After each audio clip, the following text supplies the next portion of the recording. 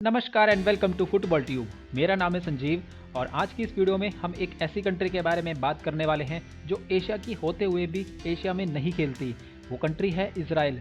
I am sure आपने कभी ना कभी ऐसा सोचा तो होगा कि इजराइल एशिया की होते हुए यूरोप में क्यों खेलती है और ना ही ये आने वाले AFC एशियन कप जो अब से कुछ ही दिनों में शुरू होने वाला है इसमें भी इजराइल नहीं खेलेगी। तो आखिर ऐसा क्यों है, इजराइल एशिया में क्यों नहीं खेलती, डिस्कस करेंगे इस वीडियो में। नाउ AFC एशियन कप जो कि एशिया का सबसे बड़ा इंटरनेशनल फुटबॉल कंपटीशन है और इसका 23rd एडिशन 12 जनवरी 2024 से शुरू हो जाएगा। कतर में इस बार ये एडिशन खेला जाएगा, लेकिन एक ऐसी कंट्री है जो एशिया की होते हुए भी इसमें नहीं खेलेगी और वो है इजराइल। जी हाँ, इजराइल की अगर आप लोकेशन देखेंगे तो ये वेस्ट एशिया से आती है, लेकिन फिर भी ये AFC कॉन्फेडरेशन में नहीं खेलती। नाउ ऐसा नहीं है कि इजराइल शुरू से ही AFC में नहीं खेलती। एक्चुअली जब ये इन्होंने ज्वाइन किया था AFC कॉन्फेडरेशन तब से ये पहले एशिया में ही खेलते थे। 1954 में इजराइल ने ज्वाइन किया था AFC कॉन्फेडरेशन और शुरू में इन्होंने अपने फुटबॉल के मैचेस एशिया में ही खेले थे। इवन इन्होंने AFC एशियन कप भी 4 बार खेला था, 1956, 1960, 64 और 68।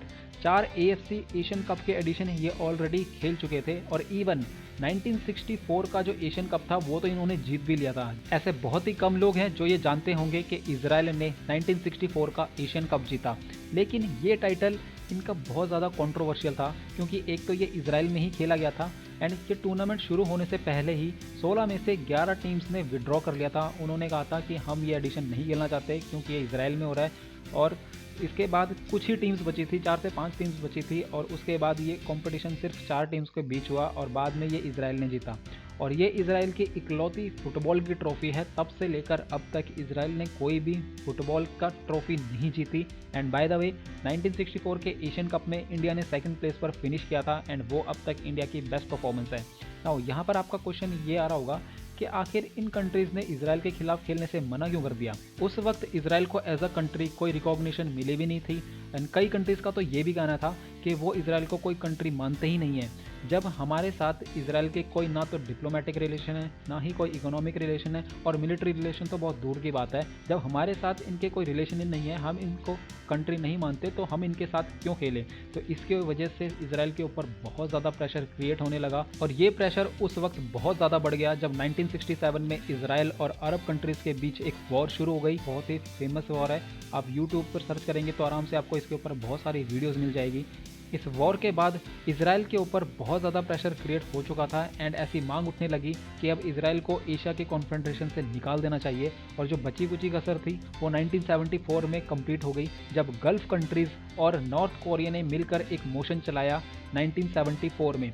इस मोशन में हुआ ये कि वोटिंग करनी थी कि कौन कौन सी ऐसी कंट्रीज़ हैं जो इजराइल के साथ खेलना चाहती हैं एशिया में। उसमें 17 में से 13 कंट्रीज़ ने मना कर दिया और ये ऑटोमेटिकली गल्फ कंट्रीज़ के फेवर में गया, जिसके बाद 1974 में इजराइल को AFC कॉन्फेडरेशन से निकाल दिया गया एंड आने वाले कई सालों तक इन्होंने बिना कॉन्फेडरेशन के ही मैचेस खेले।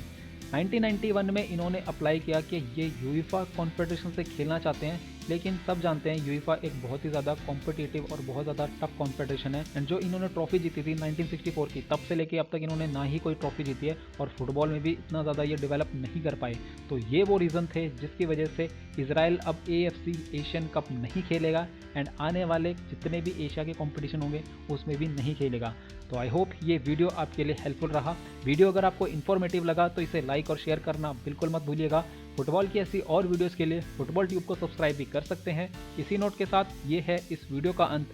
Thanks for listening. मिलते हैं आपसे नेक्स्ट वीडियो में। Till then play football and stay safe.